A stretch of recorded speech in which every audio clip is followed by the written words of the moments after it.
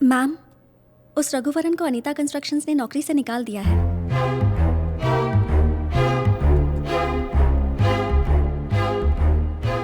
Get me something to celebrate. Yes ma'am.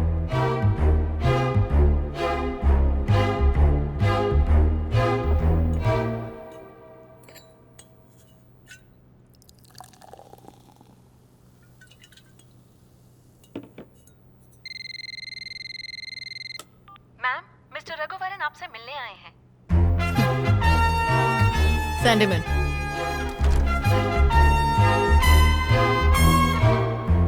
क्यों?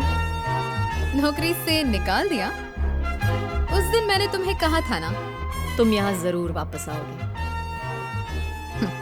In short, मैंने तुम्हें माफ कर दिया। कल से जॉब ज्वाइन कर लेना। गो।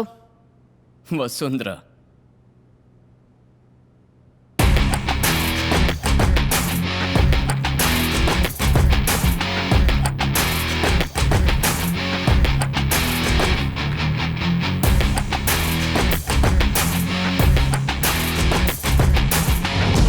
मैंने खुद ही रिजाइन कर दिया। ना मुझे किसी ने नौकरी से हटाया और ना ही मैं यहाँ नौकरी के लिए आया हूँ। कल तक मेरे पास खोने के लिए बहुत कुछ था। प्रोजेक्ट्स, एक कंपनी की तरक्की और एक नेक इंसान के मन की शांति। लेकिन आज मेरे पास खोने के लिए कुछ नहीं है। तुम्हारी दुश्मनी मुझसे है, अनीता कंस्ट्रक्शन से नहीं। इसीलिए आज के बाद वार करना है तो मुझ पे करो। ए, तुम पे वार करूं? मैं तुम पे वार करूं? इतना सारा कुछ खोने के बाद तुम्हारे पास कुछ बचा नहीं है। अब तुम्हारी कोई पहचान भी नहीं है। अमूल बेबी, मेरी एक अपनी अलग पहचान है। VIP। VIP? वेला इम्पोर्टेंट पर्सन मैम। या बेबी, वेला इंपॉर्टेंट पर्सन। बेरोजगार हूं लेकिन किसी VIP से कम नहीं। बेकार रहूंगा लेकिन फिर भी खुश रहूंगा। तुम हमारे प्रोजेक्ट्स को और हमारी नौकरी को खरीद सकती हो, लेकिन खुशी को कभी नहीं खरीद सकती।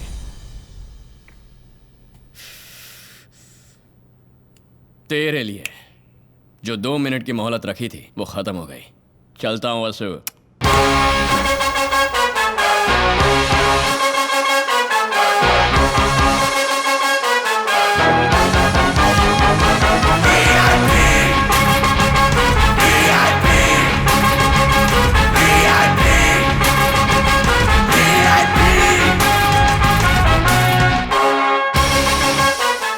उठ जा रघु, 9 बजे तक कोई सोता है क्या? उठ जा।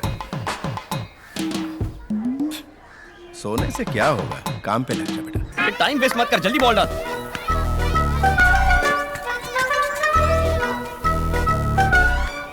क्या बोलने वाले हो? मेरे क्लासमेट सब काम पर गए, मैं अभी तक बॉल के पीछे भाग रहा हूँ, यही ना? मुझे कुछ नहीं बोलना, खेल।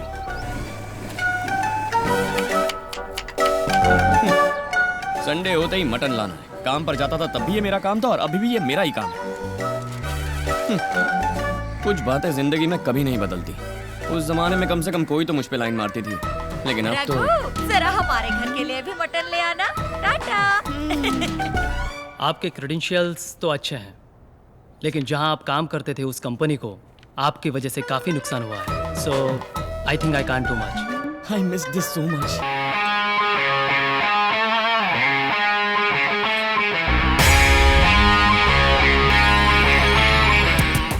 ओए रघुवरन, कैसी हैं आप? अच्छी तो है ना?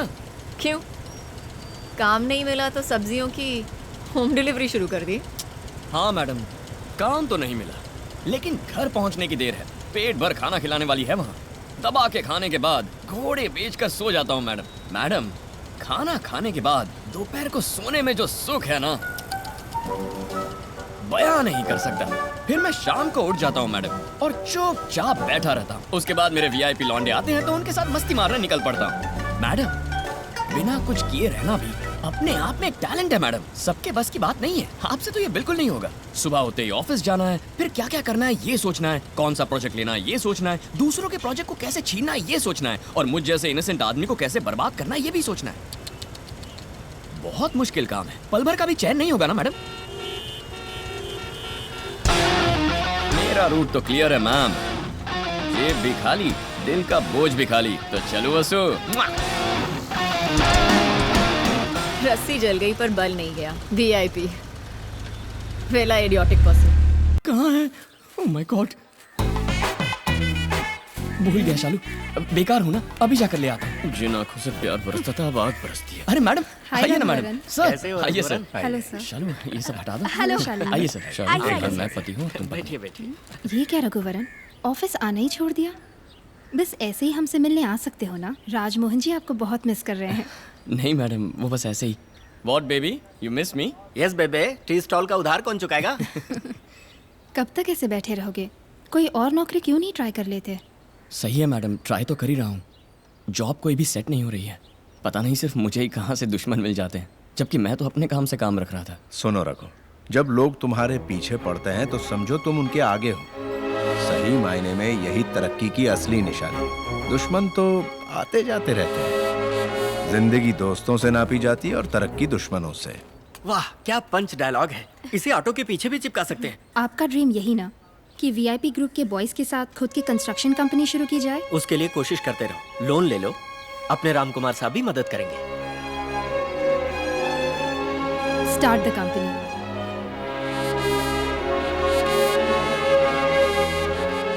जब भी मैं अपना रास्ता भूलकर अंधेरों में भटक जाता हूँ, मेरी माँ किसी न किसी रूप में आके गाइड करती है। लो फिर शुरू हो गया माँ का मैडम, सेंटिमेंट। शालू तू आइए, कब? हम भी चलते हैं। मैडम ये क्या आप भी? भाई साहब वो ग्लास। कहाँ कहाँ नजरें इनकी।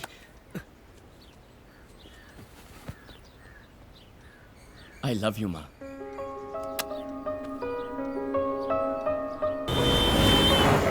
मैं वाकई आपकी मदद करना चाहता हूँ, तो फिर कीजिए ना सर। सर आप चुप रहिए ना सर। लेकिन किस भरोसे पर मैं आपको लोन दे दूं? आपने जिस रकम की मांग की है उसके आधे के भी आप एलिजिबल नहीं हो। मायूस ना हो रघुवरन, इनके अलावा और भी बैंक है।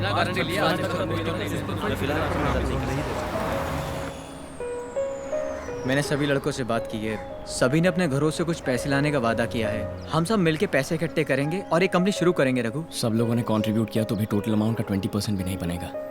और वैसे भी सब लोग कैसे कंट्रीब्यूट करेंगे? हाँ, अपने जेवर, घर, गाड़ियों को गिरवी रख के?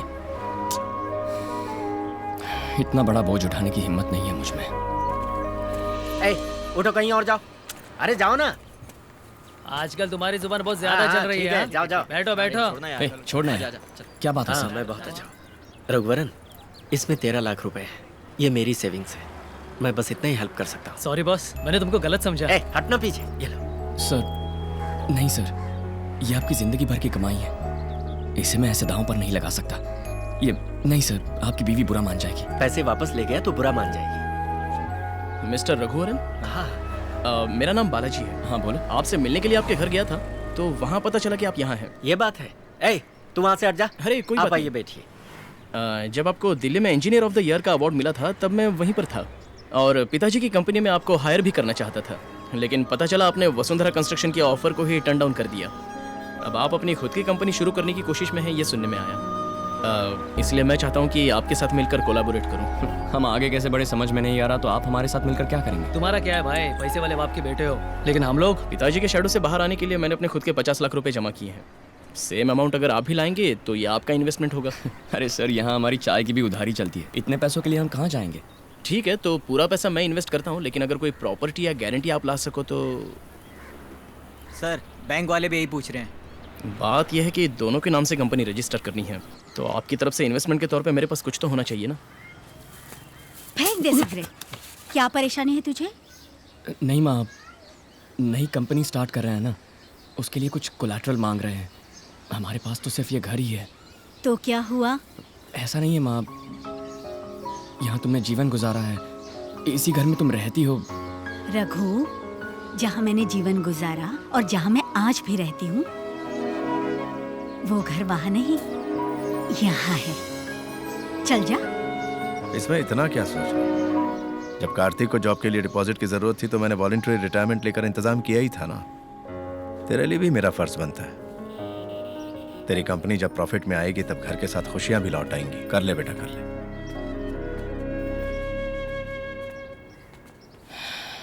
इतनी बड़ी जिम्मेदारी मैं अपने सर कैसे लूंगा? पापा तो बहुत आसानी से बोल के चले गए। कहीं बुखार तो नहीं है ना? नहीं तो क्यों? नहीं, हमेशा नॉनस्टॉप बोलती रहती हो, अब अचानक साइलेंट हो गई हो, तो मैं डर रहा था कि कहीं। दरअसल सोच रही थी तुम्हें दूसरी नौकरी मिलने तक कार्तिक की कमाई पर ही घर चलाना पड़ेगा। मैं भी क्लिनिक जाऊंगी। नहीं, उसकी कोई जरूरत नहीं है, हम संभाल लेंगे। कैसे संभालोगे? बताओ। क्या सिर्फ झाड़ू पोछा करने के लिए मैंने एमडीएस किया था? मैं भी बोर हो रही हूँ, मैं क्लिनिक जाऊंगी। चश्मा भी मुझे ही साफ करना पड़ता है, इस पर पूरे फिंगरप्रिंट्स हैं।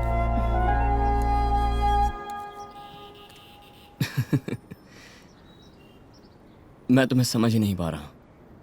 मैं शराफत से काम करके घर चला रहा था, तब मुझ पर टूट पड़ती थी, और अब हाथ पर हाथ धरे बैठा हूं तो प्यार जता रही हो।